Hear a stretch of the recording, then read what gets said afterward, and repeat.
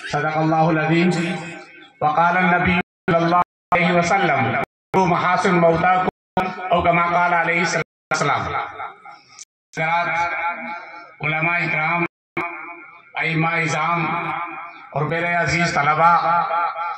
اور میرے معزز مہمان، آج کی یہ مجلس جس شخصیت کے اوپر منعقد ہوئی ہے آپ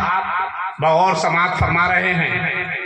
ابتدا میں کچھ ساتھیوں نے، کچھ مہمانوں نے ایک بات کہی تھی کہ میوات ایسا محسوس ہوتا ہے کہ خطہ میوات کہیں ملک سے کٹا ہوا ہے۔ ایک چیز ابھی حضرت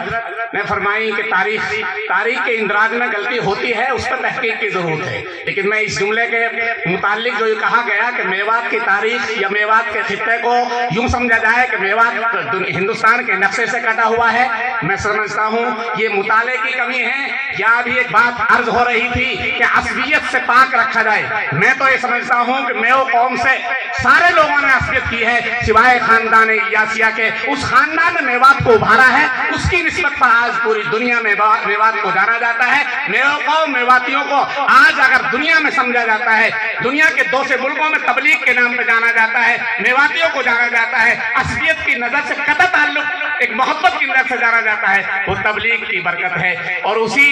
خاندان الیاسیہ کے چشم و چراغ رہے ہیں، یا انہی کے اسی خاندان سے استفادہ حاصل کر حضرت مولانا عبدالسبحان ناٹولوی جو استاد میوات ہیں، جو معلم میوات ہیں، جن کی ابتدائی تعلیم بنگلے والی مسجد میں ہوئی ہے، بنگلے والی مسجد کی تاریخ کو دہرانا چاہیں، مولانا اسماعیل صاحب کاندلوی، مولانا محمد کاندلوی، مولانا الیاس کاندلوی، مولانا محمد یوسف کاندلوی کے حالات کو دہرانا چاہیں اور میوات پر ان خاندان کے احسانات کو گنانا چاہیں، اسی طریقہ سے مولانا عبدالسبحان اور ان کے فرزندوں کے احوال کو سنانا چاہیں، یا ان کے شاگردوں کے احوال کو سنانا چاہیں، تو میوات کے ساتھ میں بہت سارے مورخین نے، میوات کے ساتھ میں بہت سارے حکماء نے، بہت سارے عمراء نے تعصب کا کام لیا ہے۔ جب تاریخ لکھنے والا تاریخ لکھتا ہے تو میو قوم کو کوئی جاہل لکھ جاتا ہے، میو قوم کو کوئی بدو لکھ جاتا ہے، میو قوم کو کوئی کچھ لکھ جاتا ہے۔ اگر تاریخ کا مطالعہ کیا جائے تو میو قوم کی تاریخ میں وہ چھتری بھی لکھی گئی، مولانا عبدالشکور شکراوا نے لکھی، آج کے نہیں، جو مولانا اسماعیل صاحب کے شاگرد تھے۔ مولانا عبدالسبحان جیسے مولوی محمد کے شاگرد ہیں، ویسے ہی پہلے شاگردوں میں مولانا عبدالشکور شکراوا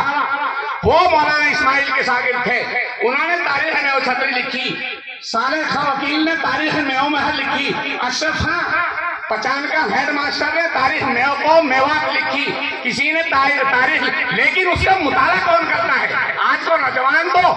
ابھی ایک بات آ رہی تھی، میں کہہ کے ختم کر دوں کہ لوگ کتب پینے کے بجائے کتب موبائل بینی میں لگے ہوئے ہیں، کتب پینے کے بجائے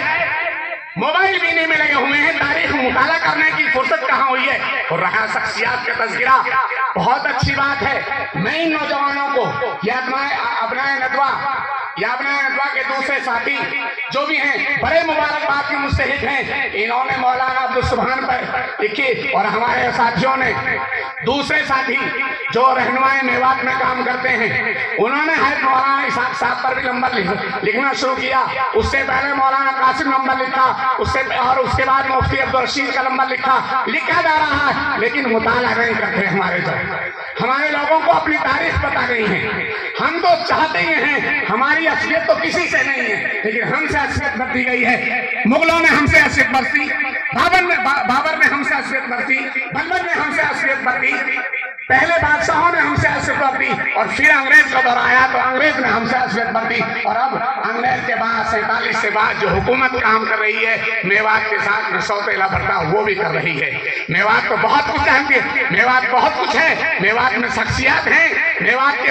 استاد کے اوپر لکھا جا رہا ہے۔ میں تو چاہتا ہوں کہ ہمارے نوجوان تمام بڑی شخصیتوں پہ لکھیں، اللہ کرے کہ دوسرے لوگوں کو میوات کے ساتھ اصلیت برتنے سے محفوظ رکھے۔ اللہ ہم سب کو عمل کی توفیق نصیب فرمائے۔ اسی کے ساتھ میں اپنے پروگرام